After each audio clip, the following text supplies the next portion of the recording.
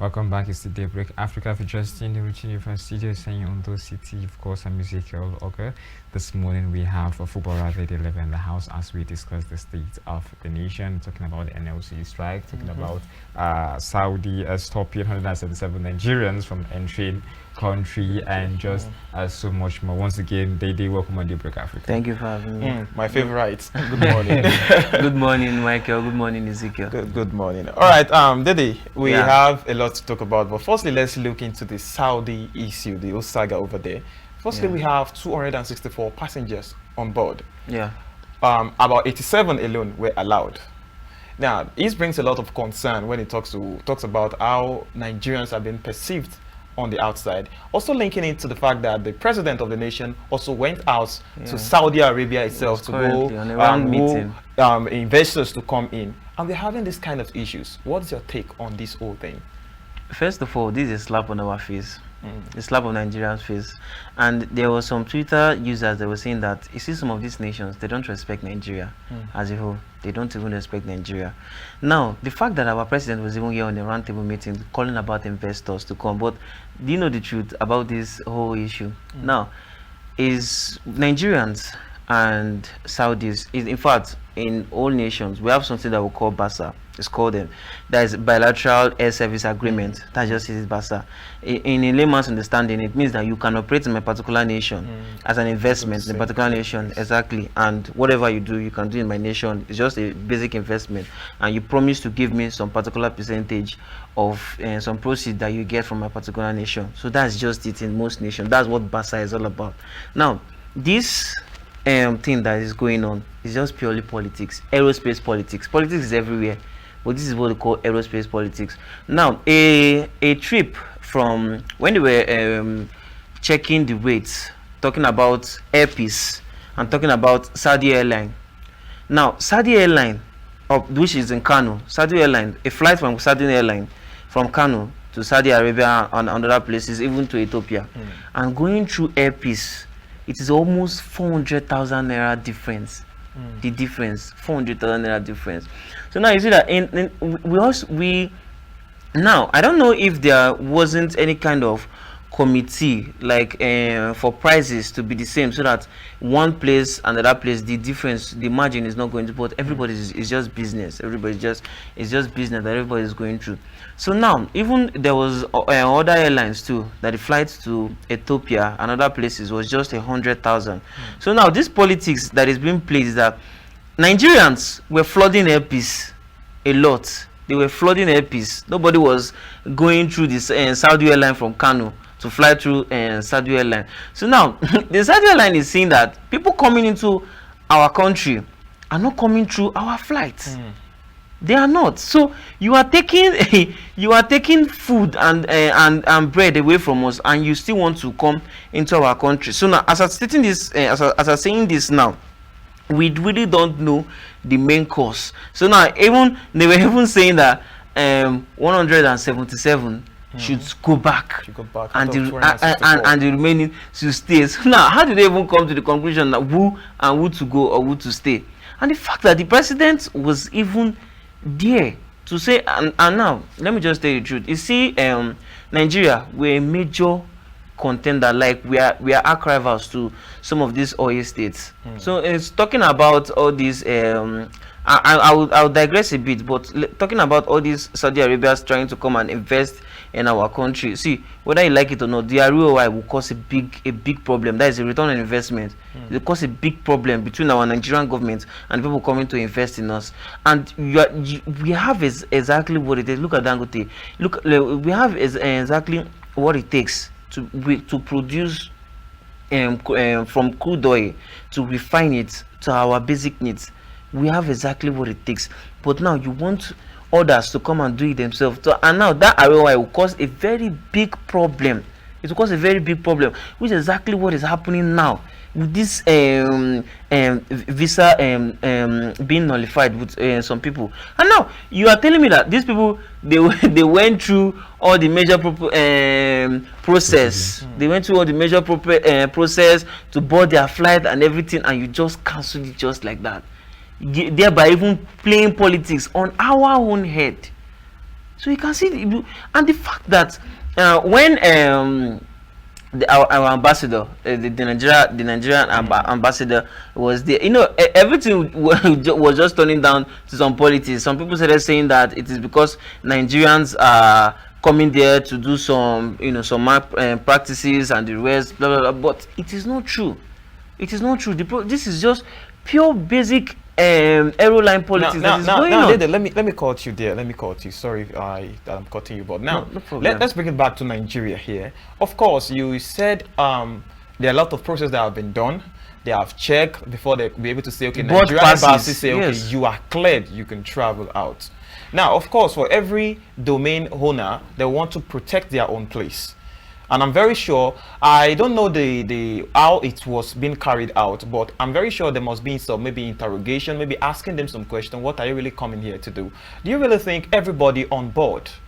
And if our own embassy here have not been compromised, can we really beat our chest and say, okay, it has not been compromised? Are the real checks really being done for it to know, okay, you are leaving to Saudi, you are really going there for judicious business? You see, you cannot, and you can never know the intention of every man coming into your particular country or your particular nation. You cannot know the intention, but the truth remains the same. You see, Nigerians, we are the ones that use our own hands to spoil our own name. Look at Thailand and some other places. There were some Nigerians that were even sentenced to death. Years ago, there was a Nigerian that was sentenced to death because of drug use, and that even made, sometimes if you are saying you are from Nigeria, like the kind of faces and the kind of questions, the kind of interrogations that you will go through because of what our brothers has done, it will definitely affect you. So now, are you trying to tell me that before this aerospace politics that was being played, don't you think that Saudi was allowing Nigerians to flood in their country? Do you know that anywhere Nigerians go, we develop? It's just the truth. It is being, some places are already developed. Even before this incident, actually, sorry to correct you, but they really have not been really giving Nigerians open arms into their country, even before this incident. So this incident was more like the height of it. Yes, the height of it. Yes. Our president actually went to have a roundtable with them. We were all thinking he tried to sort out that particular issue of actually allowing us to go into their country. But it turns out, I think days later they came out and said no, they haven't lifted it. No, United Arab Emirates is actually different from Saudi Arabia. They are different. Of course, they are different. What you were talking about is UAE. I want to believe it's more like that. I think what it's more of like the genesis of what is really about the problem. So this was just more like half of it. They're more like brothers. Very close. Very close. So it's more like the scratch my back, scratch your back situation. Yes. So it's more like, I don't want to really believe we're actually being stigmatized, because I really want to start looking towards that direction. But I don't know if I will be wrong. It's more like Nigerians generally are being stigmatized just anywhere and everywhere. I don't know if it's the influence of this Japan syndrome that's making us want, we had issues with South Africa, some time ago, and all that. Today we have Great Britain, trying to, cut down the number of people, influencing the country and all that. So I don't know if it's more like, are we being stigmatized, or are we just too much to handle as a people? It's the same thing now. It's synonymous. Being stigmatized, you are too much to handle. Actually, it's the truth. Now, you heard about what happened about some nurses and doctors in England and some other places, when you find out that some of their certificates were fake. Some of the exams, IELTS certifications, they were all fake. So now, it boils down to the fact that, Ezekiel, whether I like it or not, our government is the main problem. Because Nigerians, whether they like it or not, anywhere that there is opportunity, we're trying to fetch the opportunity from there, whatever means possible, which is a bad thing.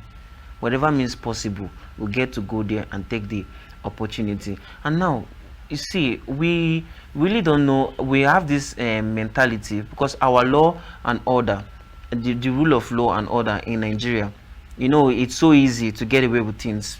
In Nigeria, you know that for sure. It's so easy to get away with some things. So now, going there, some of us have this mentality. We have this mentality, and at the end of the day, it falls back on us. So whether I like it or not, it is still the truth. It's definitely going to happen. We even saw some places where some Americans were crying that some Nigerians are taking their job. So Nigerians are taking their job. No, in Nigeria now, look at the type of work you are doing. In America now, they have like, let's say 6-hour shifts. In Nigeria, will come there and say, no, I will take 18-hour shifts. And now you as the owner of the company, you're seeing one person wants to take the job of 3 people, and he will just try to cut down costs. And so anywhere we go, it's like just like what you said, we are too much to handle. We are too much to handle. But now let's bring it back to homeland. Let me be patriotic. Let's bring it back to homeland. Let's try our best. There are opportunities here, whether like it or not. There are opportunities. Like it or not, there are opportunities. But it does boil down to the government to make these opportunities more open for us. Because the way you see all these talents, all these minds that are leaving us, if they were here with the good opportunity, oh my God, Nigeria in few years, you are definitely not going to know it. Look at even the Saudi Arabia that first of all Dubai that first of all got oil before. You know, Nigeria is like oil. We are so oil rich, and natural resources, natural minerals, we are so rich in it. Now look at some of the engineers that are going there. They learned from here to show you that our lecturers safe are top notch. They learned from here. Our doctors, they all learned from here. But going there, you know, the kind of duress, the kind of stress and everything that you let's take it back to our Nigerian universities. The kind of stress you will go through to pass through the basic process, and you will come out, and some of them will still come out with first class, second class, upper, and the rest, and then they go there. My dear, everything that they've learned here through the pain and everything they learned here, going there, it will be so easy because the process there, it is so straightforward. So now it is so easy for them to put in everything they've learned, but there's no opportunity here. You see so many people. There was a trend that went online on Twitter, what I studied and what I was doing. If you see so many people that are selling sandals and slippers and so many online e-commerce that are doing that, but when they were in school, some of them studied electrical engineering, so many things that they were studying. Now everybody, there was a particular lecturer that was telling us that every day you go to school, you learn electrical engineering, you learn civil engineering, you learn this and you learn that. Do you think that all these lecturers in this school, do you think that they've not found a solution to our epileptic power supply in Nigeria? Do you think they haven't? They have. They know the solution, but would the government try to do everything possible to make sure that this solution is being met? Now that is the problem. That's where I really want to come in now. Yeah. Okay, you said a lot of things about our government. Now we understand that we are still facing some hiccups when it comes to governance in Nigeria, especially with some sectors that are really called for attention. We are not getting it at this moment, which we believe we are going to get. Now, I want to be very blunt now. You made mention of some nurses that were seen and their results were not fine. They're not original. Let's bring it back. Some months ago, we had issues with the #1 citizen of the Nigerian. Firstly, dual citizenship of the thing that was there. Secondly, we have issues of let me say gender issues on results of certificates. Now, I would digress a bit for us to be able to narrow it down. Yeah, no problem. Now we have issues like that really coming. Do you really think we have a good grip? Our embassies, the ambassadors outside, do they really have a good grip, a good reputation to portray Nigeria outside? Because you said something like we are shooting ourselves in the leg. Because I want to believe that if I want to go to a country outside that they have been stigmatized or they are too much to handle, because you can take 18 hours job, you can take 12 hours job, which some other people cannot do. We understand that at the end of the day, nobody really wants to go against you for being efficient. If you are good, and I understand that you are good, you have a good mind, you are going to help our economy to grow. I don't really want to see a reason why people want to push you away. So what is your own take when it comes to our youth really just going outside, feel like, okay, the moment I step outside Nigeria is a greener pasture, not really having anything per se to go and do there? Which is something that I will not even advise anybody to do. Because whether I like it or not, every area, every nation, they have their own bad side. So don't just think that you are going there and it's greener pasture for you. You can see red danger. So now let me come back to what you were saying about some certifications issues and the rest. You know, the last time there was a particular time I was here that, you know, we have our own problem. Corruption is ruling, which is not supposed to be so. Corruption is ruling, and it seems that in Nigeria, if you have some particular status, it's like you can be untouchable. That means, for a working definition, rule of law is the power above every citizen. Like that's just what rule of law is just talking about. So now, this is Nigeria. I'll just tell you the truth. Corruption keeps on ruling, and whether I like it or not, it will keep on affecting us over and over again. That's what I was even telling about this same Saudi issue. That they don't even respect us. They don't respect Nigeria. They don't respect our president, our whole president. Why? Because they were the name already, as the due process already through which he came into power was questionable. It was questionable. We saw from some allegations to some certifications, and at the end of the day, it's just news that will fly. Nothing is going to happen. Why? What are our judges doing? So whether I like it or not, do you think these people are not seeing everything that is happening? Because they see it. So that's exactly why they believe that they can take whatever decisions into their hand. Well, since we've moved up to judges and respect and responsibility, then let's talk about the judges' awards and to get a pay rise. Yeah, that's good. Now, before that, the president actually cautioned against undue criticism of the judicial, particularly in relation to decision on political cases. Recently, just after the Kogi elections, we heard the SDP governorship candidate saying he has no intention whatsoever to take the issue to court, even as much as the fact where he believes he has just enough evidence to really prove the fact that election in court was not held in Kogi State. Now, to the point where we tend to complain as to why Saudi Arabia or United Arab Emirates are not respecting us as a nation or as a people. Now, we don't even regard our own body, we don't regard or respect our own institution. Now, to the fact where a governorship candidate is saying, wholeheartedly that he has no intention whatsoever to take his he has no situation or his challenge to the court. How does this actually speak well amongst us ourselves, or trying to actually want to see how other people tend to Can you blame him? I mean, come on, you can't.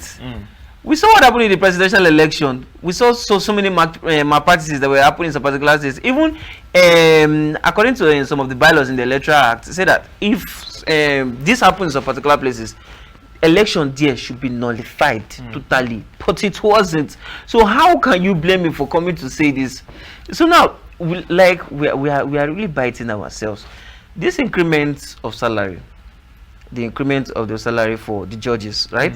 Was it stated how many percent? 114. 114 percent increase. Now, I'm going to just use a story to back up this, which I believe is going to be good, because I don't know if I'm just going to use this to back up. Now, there was a particular company in Port Harcourt. There's a particular company, HRO. The vehicles was always getting bad, and the financial auditor and everybody were always giving up like money they used to service vehicles, like it can reach to buy new vehicles. I'm getting somewhere with this. So now someone an investigator and someone in the company just wanted to check, why is our vehicles always getting bad? Is it a spiritual issue? What is the problem? So when he later found out that these drivers of the vehicle, they were being underpaid 15,000 naira. Drivers were earning 15,000 naira. They were underpaid, and then these drivers, when any little thing that happens to the vehicle, they will go and meet the mechanic, and the worst part is that the HRO and some of they don't send the money directly to the drivers, because obviously they don't trust them. So they send tell the mechanic to tell us the list of what he wants, and she send the receipt to this, and the HRO and any other person will send the money in charge of finances will send the money and say, okay, use this to repair the vehicle. The drivers went to connect with the engineers and say, this is what happened to this vehicle.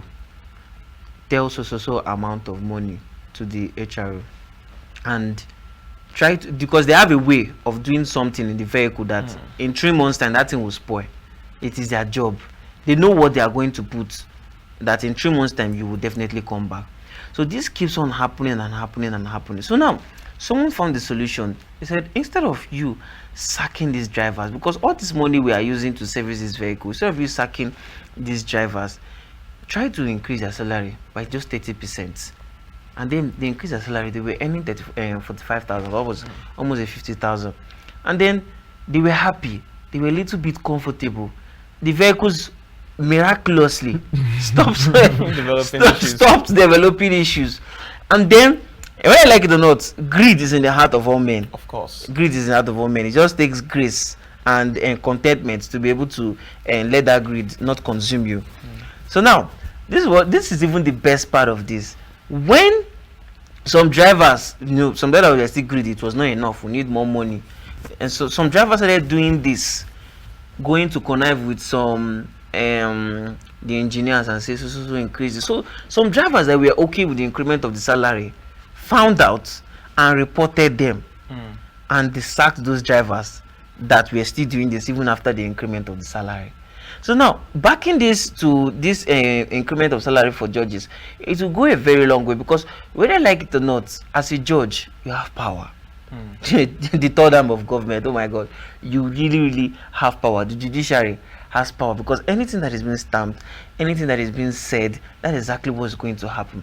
So now, you increase the salary. You know that, whether I like it or not, you see the judges, if you take the amount of bribe they receive in every case, it's astronomical. You cannot. Okay, I think I really want to come in there. Now, firstly, if we look at the place of a judge, let's even say as a lawyer, before you were being called to bar all the things, I want to believe there is passion there.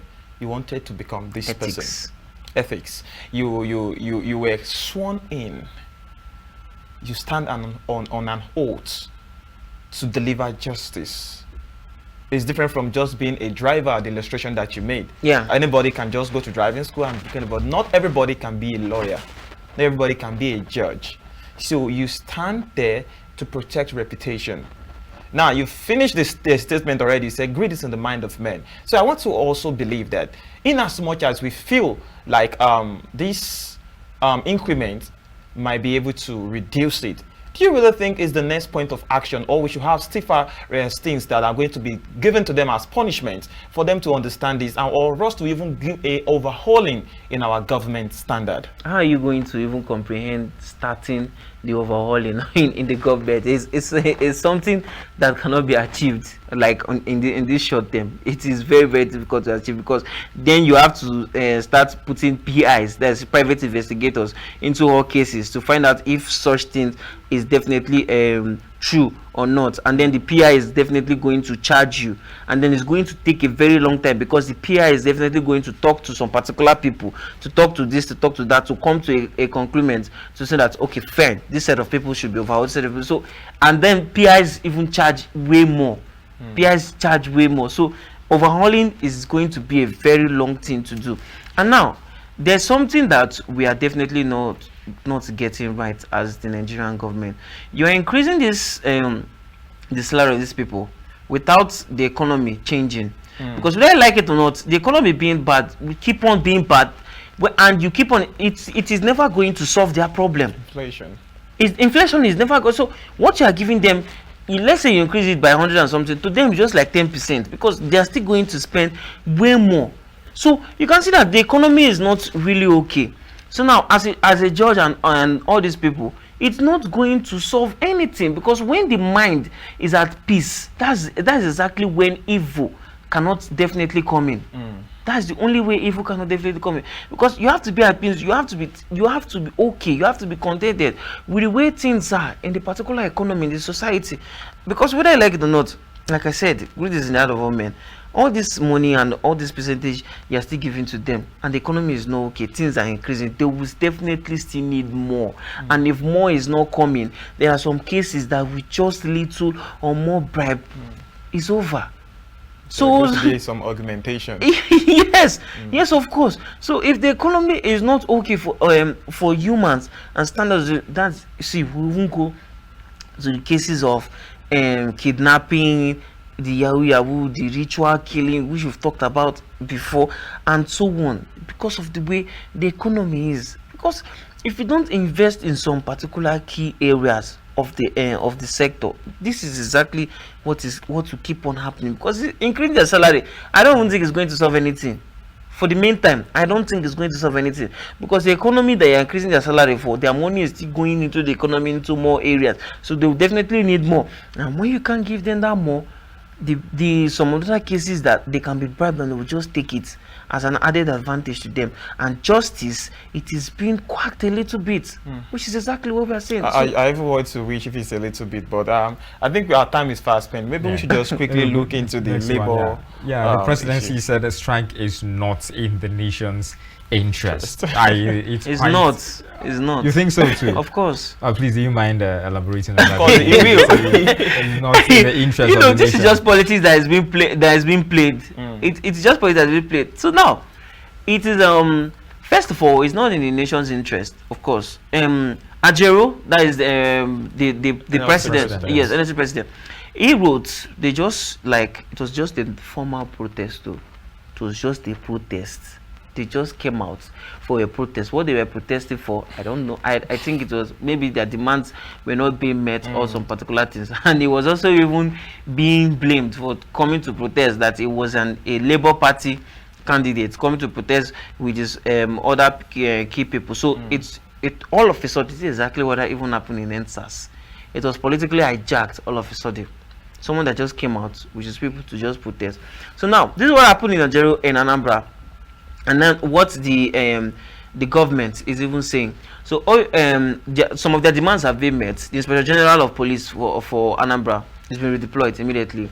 They also needed an apology from the Hope Uzodinma, which is also actually for Imo State. Yes, for Imo State. Sorry, Imo State. Sorry, for Imo State. This happened in Imo Owerri. Sorry, I correct myself. In Imo Owerri, Hope Uzodinma, who just became, yes, he said that one of their demands also were that they needed an apology. Now let's come back to the main issue. They wrote to security agencies on before November 1st that they were going to carry out a protest. So obviously, you know that this is a peaceful protest that is going to happen. So now, according to Ajero, he said that it was dragged by some men, and it was beaten black and blue by thugs. Like it evidently speak himself. It was in his eyes and everywhere, and in his face. So now, his statements went against what the PRO, what they uploaded on X, formerly Twitter, on the channel, that it was taken into custody. It was taken into custody to protect him from such assailants. So now, my question is, why would someone that came out for a peaceful protest be taken into custody? For what? Like, what? How? Like, it doesn't hold water at all. Someone came out for a peaceful protest and he had taken into custody. So now, that's by the way, he was beaten by thugs. Now, this is what Femi Falana, SAN, was saying, that these people, they have the right to go to any protest or any strike.